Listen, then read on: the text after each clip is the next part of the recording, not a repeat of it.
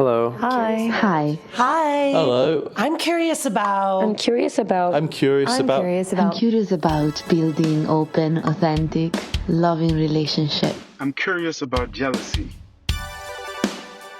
I'm curious about polyamory. Does it just mean that you're fucking all the time? How can I tell my parents that my partner is already married? I'm curious about How do you know when you're too busy to have another relationship? I'm curious about dominant and subordinate relationships. I'm curious about sexual health. How can relationships evolve with people as they grow and change?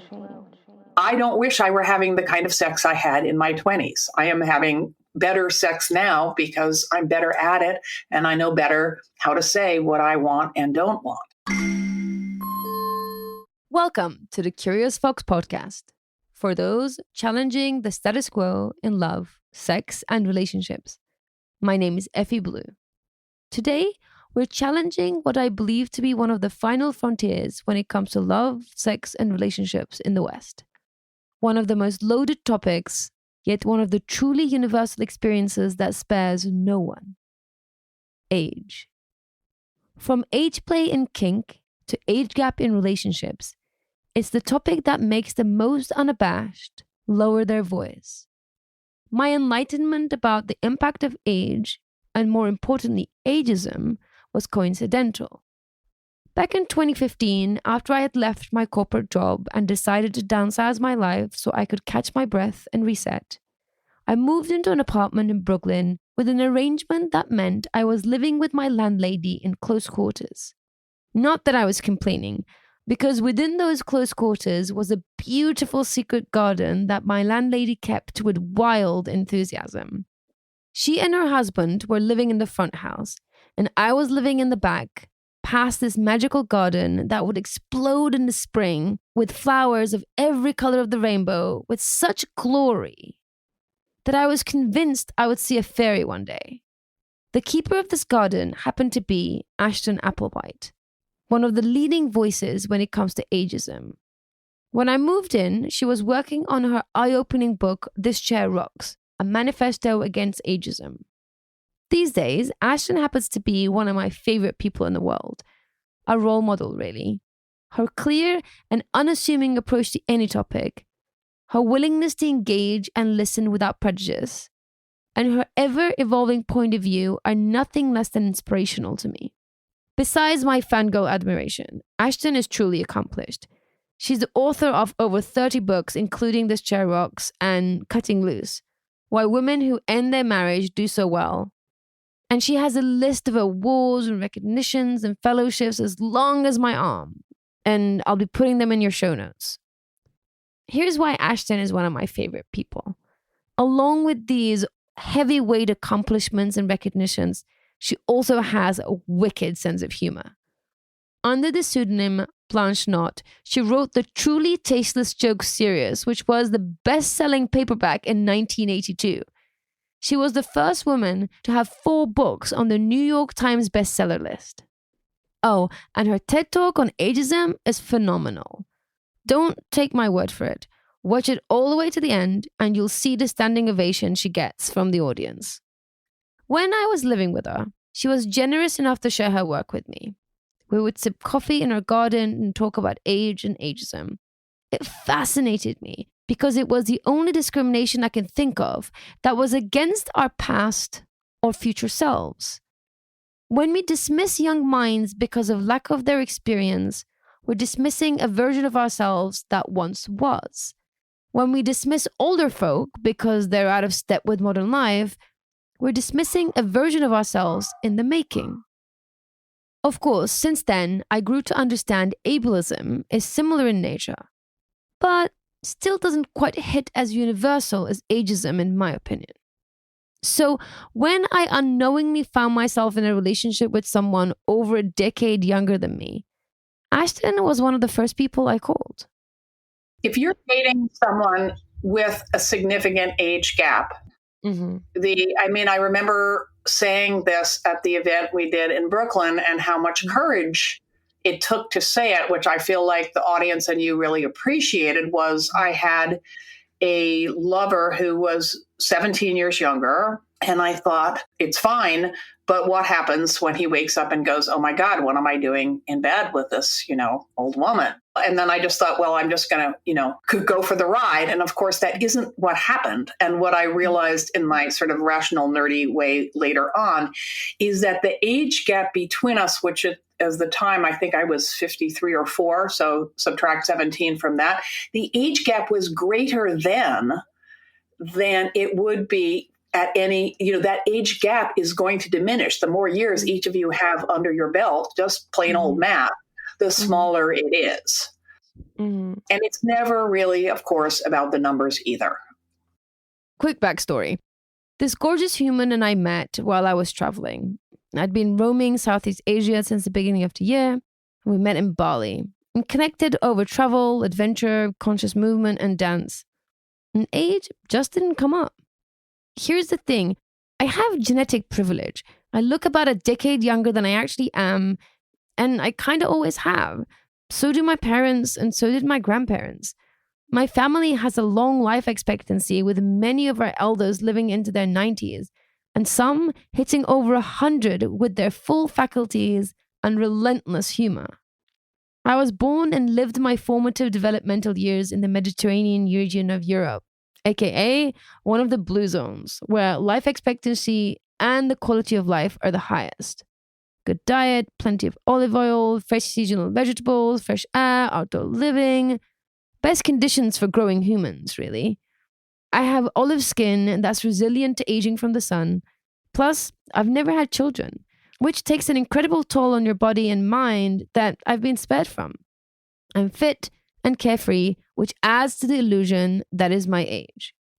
Similarly, but on the flip side, my beau is pretty age ambiguous also. He is 6'3", has a full face beard, which really suits him while covering his features. He holds old-fashioned values and carries himself with confidence that appears to be rooted in self-awareness and humility, which makes you think he must have been around for a while. All this is to say, there were no indications that would put us a generation apart. Me, a zillennial cruising the space between Gen X and millennials, and him straddling the space between millennials and Gen Z. Until one day, as we were exchanging stories, he started to do math and started to get inquisitive about the chronology of things. Once I figured out what he was doing, I was ready. I'm very open about my age for a couple of reasons. One is kind of self-serving. I like the reaction of disbelief I get when I tell people my age, which just in the last month was guessed at a range of 28 to 35. I am 42 years old. It's fun to watch people digest this information. The other is because I've been talking about this complex topic with Ashton for years now, and I like to challenge people's view on age. I knew the reveal was coming, and it was going to be fun. I asked him if he was trying to figure out my age. He said yes, and felt it would be rude to ask outright.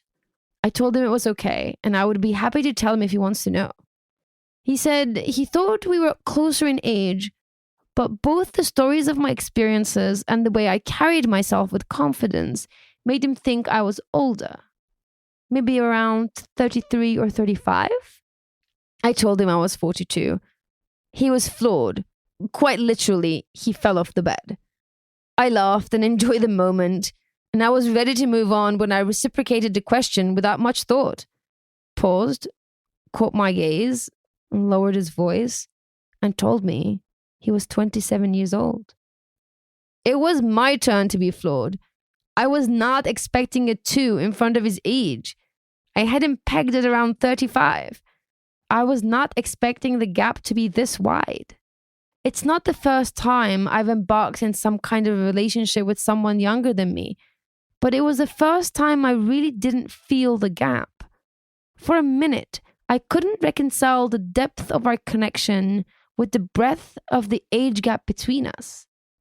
Then, all the conversations I've had with Ashton over the years, her book, her TED Talk, started to ring in my ears. Was I falling victim to my own internalized ageism? We are being ageist anytime we attach a value to an age. whether it's negative or positive. So if you thought, oh crap, he's so much younger, it will never work, then that is indeed ageist because it attaches a value to a certain age. However, age is real. And I think, I think you've done a ton of work on ageism, and I think you're really aware of your bias and that it's pretty negligible. So take that as a huge compliment.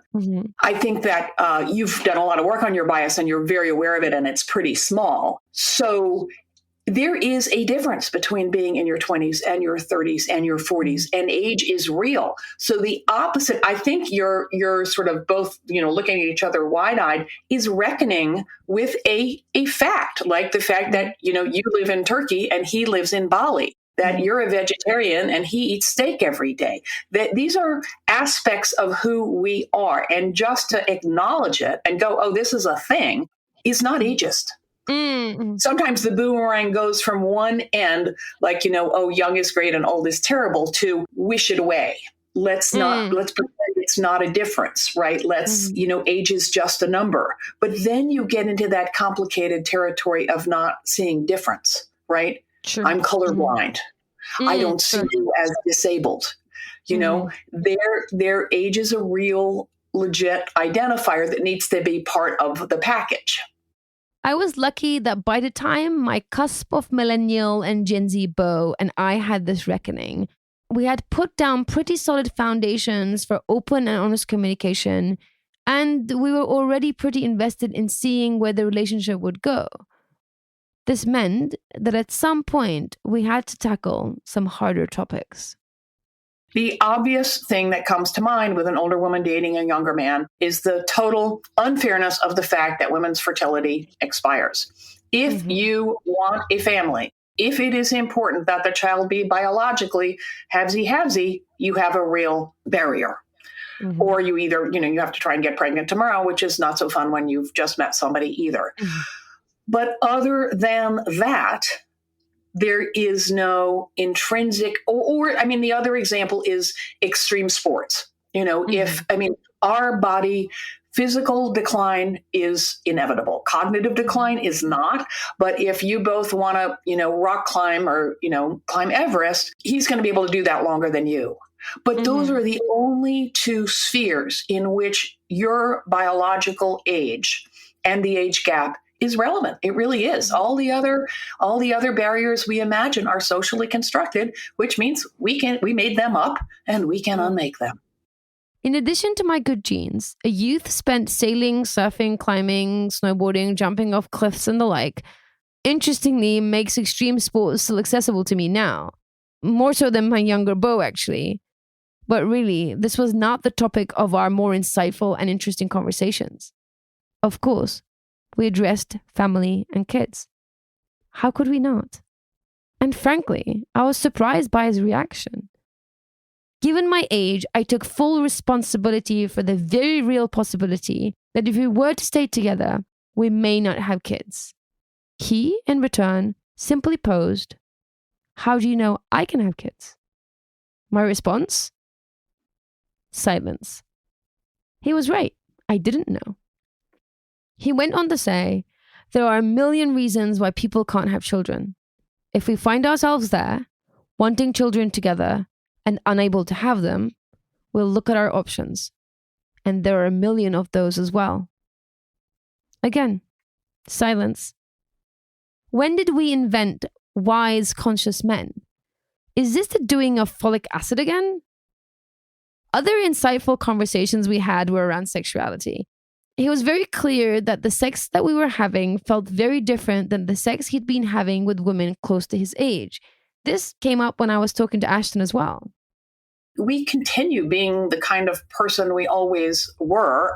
Tons of people in their 20s and 30s are couch potatoes who don't want to, attempt any sort of physical activity. And we can continue to do the things that we like best that matter the most to us. We can't always do them the way we could when we were younger, but I love bringing up sex in this context and not just talking to someone who is an expert in sexuality, because it is true that if you think of sex and, under patriarchy and being deluged by bad porn as a function of, how hard an erection a man can have and how long he can have it for and how long you can have penetrative sex and that everyone has to have as many orgasms as possible, you will be disappointed.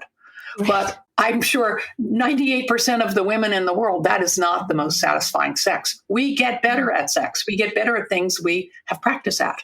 And sex is a domain where if that's the kind of sex you feel like you need to have, and the pressures here are obviously greater on men for obvious reasons having to do with quote unquote performance. And there are things about that you will miss, but I don't wish I were having the kind of sex I had in my 20s. I am having better sex now because I'm better at it and I know better how to say what I want and don't want.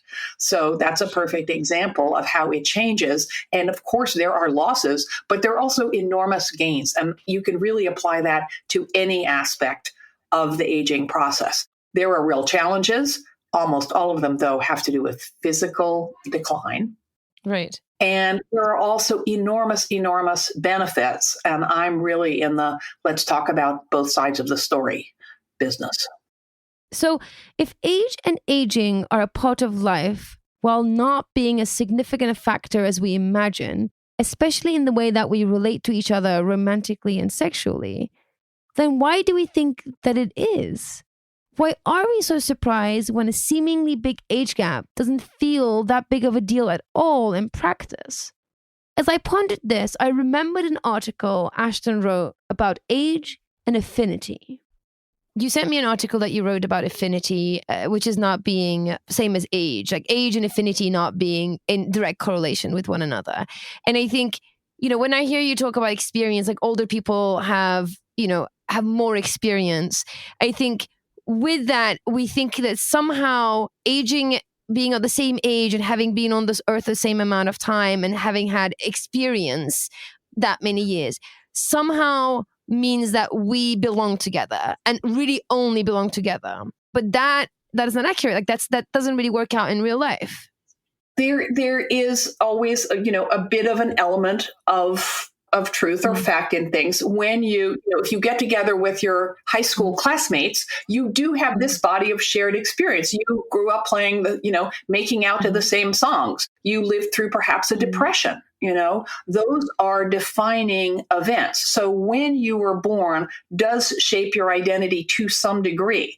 But the longer people live, the more different from each other they become, right? The older the person, the less their age says about what they're capable of, interested in, because we're shaped by a, cavalcade of unique experiences, right? So class, above all, gender, ethnicity, geography, all play a much bigger role in shaping what we're interested in, what we're capable of than age does. The structural barrier here is that we live in the West in such age-segregated societies, especially in the U.S. Even when I'm in Europe, I see more people of mixed ages out in the street, in restaurants. You go to a restaurant in New York, I'm sure there are exceptions, but, it's not uncommon. We live in an area of Brooklyn with a very young population, and we're often the only older people in the restaurant. If you only spend time with straight people or young people or butterflies, it's easy to assume, no judgment, that, I like these people because they, are like me in this way. The minute you spend more time in age diverse company, the clearer it becomes that the age recedes. Again, we shouldn't wish it away. It's different being old and young. Take having a baby. When you were having a baby, you were so terrified and exhausted. Anyone else who has ever had a baby for a while becomes your best friend because maybe they have a trick to help the baby sleep for 5 minutes longer, right? That is an enormous affinity. That is a stage of life. Well, you have women now who are having babies in their teens and women who are having babies in their 50s. right? So that is a case where even biology, even that harsh stricture of female fertility is being expanded into experience. So one of the fixes, I'm using that word ironically, but seriously, one of the small actions, which doesn't make it easy, that each of us can take is to, in a professional setting, a social setting, go sit next to or talk to someone who's different from you in age. We all tend to make a beeline for people our own ages, and our own races as well, and backgrounds, for that matter. It takes courage, especially, I have to say, as an older person, you think, those young people, they don't want an old person coming to talk to them. To me, they'll be dismissive. Well, maybe some of them will, but those are the jerks of the world. Most of them will not care or be delighted. And those little actions, when we step across barriers of, and not just age, also, of any other pattern of homogeneity and tribal identity, we bring people together and enlarge our own worlds. I mean, it's for our own good as well as society's. Yeah, yeah. And I would add to that is also approaching the person that's different age from you with as little expectation as possible. Because I think there's also these misconceptions like, oh, I'm going to talk to this like older person who I assume is going to be wiser or will have like gems, or I'm going to go and speak to this younger person because they're going to know the latest tech. But I think that as well, it's not just approaching somebody who's a different age as you, but really go in there with no expectations and like curiosity as you would do just anybody else, right? 100%. And I think we've learned a lot about doing this around anti-racist work. Don't expect the person of color to be the expert on everything. Anyone in the world who happens to have a skin color remotely resembling theirs is an expert on that experience, A, and B, wants to talk to you about it. Right. Completely. Yes, exactly. And I think you don't see the person, you see the age, the race, and that's not what the connection is about, right? What's going to overcome this is you just get through all those things to see the person and hopefully find that connection. I want to bring this around to this idea of, so we assume poorly that somehow age equals affinity, that if we're the same ages with somebody that we're going to have all the things in common and it's just going to make sense, and it's a foundation for a good relationship, be it friendship or romantic relationship, which kind of is where the status quo is, right? So for example, with dating apps, like you pick your age range, right? And a lot of the time people are picking an age range around their own age range, with whatever assumptions they're making, whatever they're looking for. And I think there's a big misconception there, and I want to kind of pick your brains around, like, how do we think this misconception that age equals affinity affects relationships? Like, let's start with new relationships, like dating, the way that we date, for example. I think it clearly makes the pond we can swim in very small. It hits at, a very simple question, but one that is not easy to answer, which is, at what point should you give your age? I have a very radical friend who refuses to say how old she is, not because she wants to appear younger, but because she refuses to conform. If we think about people who are gender non-conforming, she wants to be age non-conforming. She doesn't want to give that number because she doesn't want people's assumptions. The minute we have a number, all of us have biases and assumptions that click into place. On the other hand, that makes age a source of shame. It makes age a secret. So I am a fan of, I have my real age on a dating profile because I'm now so old, 70, that there's no point in pretending like I'm not in it for the babies. I'm already so much older than the average dating pool that either people are going to be okay with that or they're not going to be interested. But I have at times done like it tends to be in like decade pools. I have put a year younger so that I will come up in a search for people who are looking for people slightly younger than I am. It's complicated. I would like age to be not up front, not on the first page of a dating profile. I would like, it can be the first question you ask, but I would like people to judge from your photograph, which should look like you, and what you're interested in, and then say, I would like age for the same reason to be on page 2 of your medical chart. medicine is ageist too. A doctor, they will prescribe different treatments for an 80-year-old than for a 79-year-old. That is documented because of this first number bias. I want a doctor to look at me. They're really good. A good doctor, especially a good internist, general practice, can tell a lot just from watching you get up from a chair, by the way, how you come in the room, how your complexion.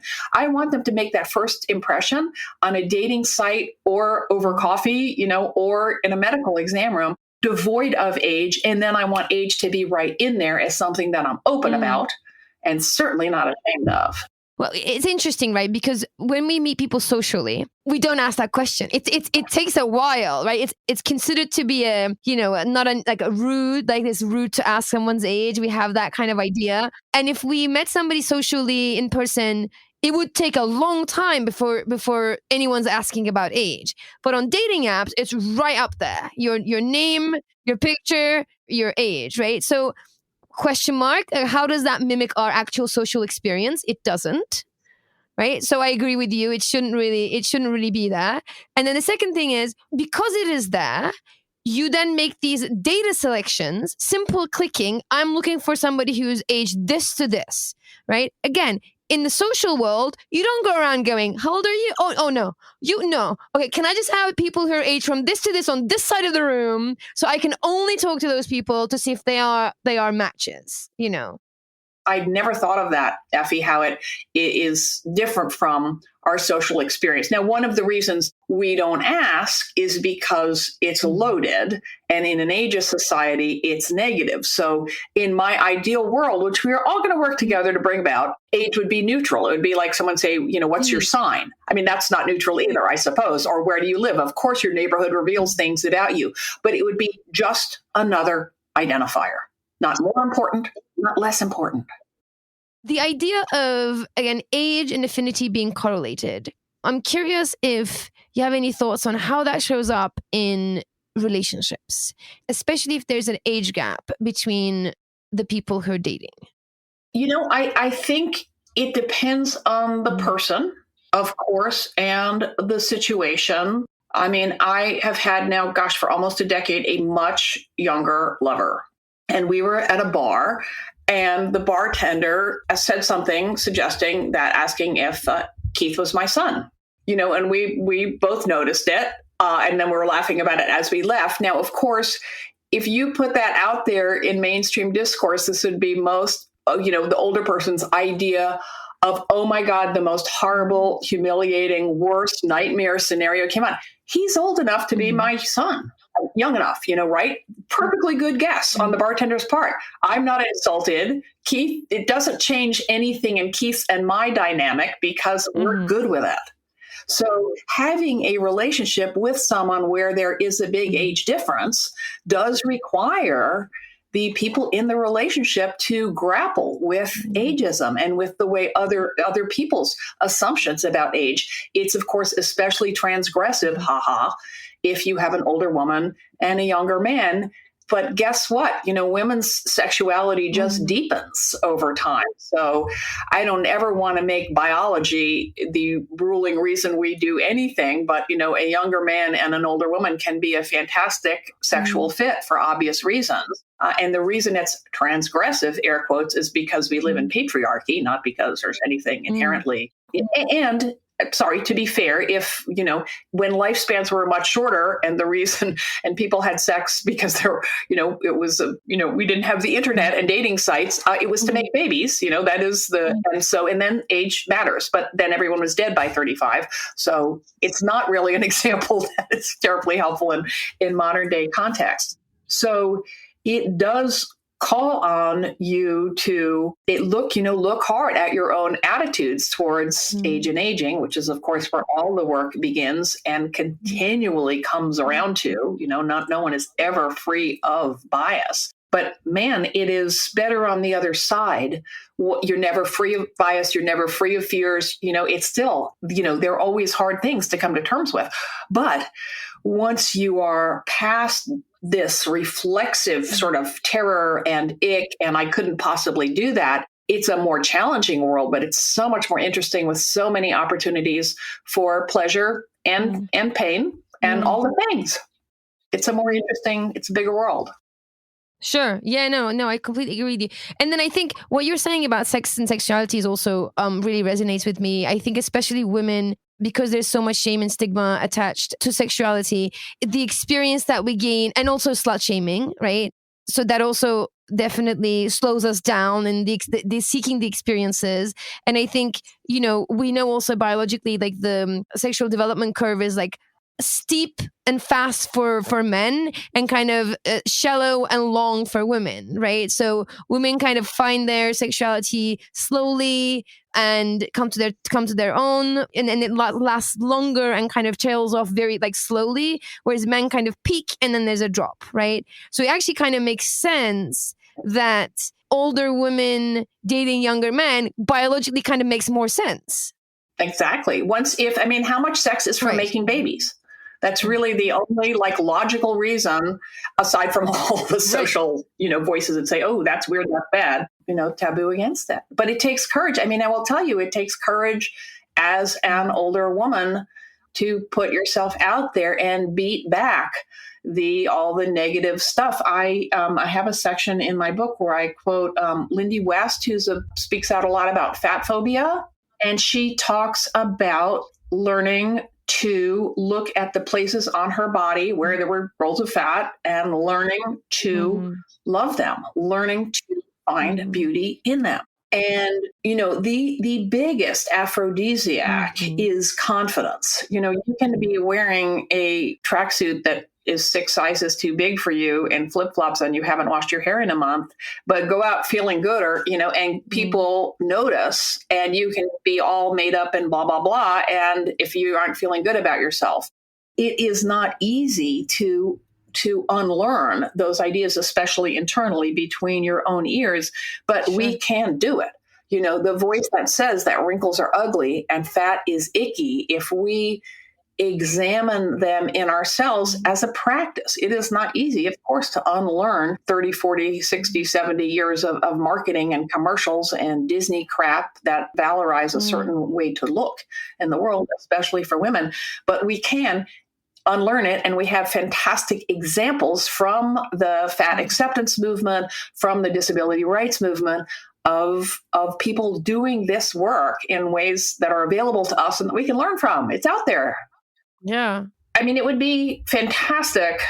This is, somewhat self-serving, but it would be really interesting to learn more. And this is something only you could do, but how could you approach a relationship with a big age gap? How is it different because of the work you've done on addressing your own ageism, from knowing about, and I don't want to make it about me and my work, but from learning more about ageism. You became what I call, it's not my phrase, an old person in training. Yes. Which is simply, that's all just acknowledging you're going to get old someday, right? It's stepping off the denial hamster wheel. Right. And that equipped you to see and move more authentically and with less fear. Yeah. And checking my ageism for older and younger, because I think there's that as well. Like when we talked about this. I'm currently dating somebody who's 16 years my junior. I could have dismissed them as a potential partner because of their age, and I think there probably was a time in my life I would have been like, "Oh, you're a child," that's something that would come out of my mouth. I'm constantly encouraging, if it comes up, but women to consider dating younger. Sure. And I think they are panicked about the moment that they're naked and the guy looks at them and their body isn't perfect, which it never was. And he's like, I don't want to. And I could see something gendered about most men. I'm speaking heteronormatively at the moment, not thinking, oh, she has, I can see where she had a cesarean. They're thinking, I'm about to get lucky for the most part. Right. Out there, as they should, because they are about to get lucky, I will say. I know that almost a year in, I'm approaching this relationship with my much younger partner as equipped as one can be. I know about relationships. I have studied everything I can get my hands on. I have sat in front of enough people and listened to their stories, and I've had a fair share of my own relationships. I'm connected to myself, confident about my sexuality, and at peace with my body. I have been having these conversations with Ashton for years. I know about age, aging, ageism, their impact on the individual, how they're viewed in our society, and the work that needs to be done about it. I am no stranger to walking my own path and challenging the status quo when it comes to love, sex, and relationships. Some would say I'm defined by it. Yet, it takes courage. It takes courage and resilience to navigate these waters as a woman. Before we wrap up, a quick note. My conversation with Ashton was extensive, with insightful, exciting, and fresh twists and turns of ideas, and I don't want you to miss out on those. So we're going to be putting some parts that we cut out of this onto our Patreon. I cannot encourage you enough to join and check those out. To connect with Ashton Applewhite, jump on Instagram at thischairrocks or visit her website, thischairrocks.com, and oldschool.info, where you can find resources to understand and fight against ageism. If you'd like to listen to more episodes on ageism, discrimination, and their impact on relationships, check out the new episode drop email from Curious Fox in your inbox, where you'll find show notes, links mentioned on the show, along with other episode suggestions that we think you would love. If you're not getting those, you are missing out. So jump on our website, wearecuriousfoxes.com, and sign up to the newsletter. And of course, while you're there, check out all the blog posts and resources and reading lists and recommendations and more. If you want to weigh in on this topic or connect with other Foxy listeners, head to Facebook and join our Facebook group at We Are Curious Foxes. If you find our episodes interesting and helpful, please share our podcast with a friend, quickly rate the show and leave a comment, and subscribe on Apple Podcasts, follow us on Spotify, or connect with the show however makes sense in whichever app you're listening to us. This will take a few seconds of your time, and it will have a big impact on us. To support the show and get access to those extended interviews, join us on patreon.com/wearecuriousfoxes, where you can find mini episodes, podcast extras, and over 50 videos from educator-led workshops. Go to patreon.com/wearecuriousfoxes. And let us know that you're listening by sharing a comment, a story, a question, by emailing us or sending us a voice memo to listening@wearecuriousfoxes.com. This episode is produced by Effy Blue, with help from Yamur Erkişi. Our editor is Nina Pollock, who elevates our voice to fight against all prejudice. Our intro music is composed by Dev Saha. We are so grateful for their work, and we're grateful to you for listening. As always, stay curious, friends. Curious Fox Podcast is not and will never be the final word on any topic. We solely aim to encourage curiosity and provide a space for exploration through connection and story. We encourage you to listen with an open and curious mind, and we'll look forward to your feedback. Stay curious, friends. Stay curious. Stay curious. Stay curious. Stay curious. Stay curious. Stay curious.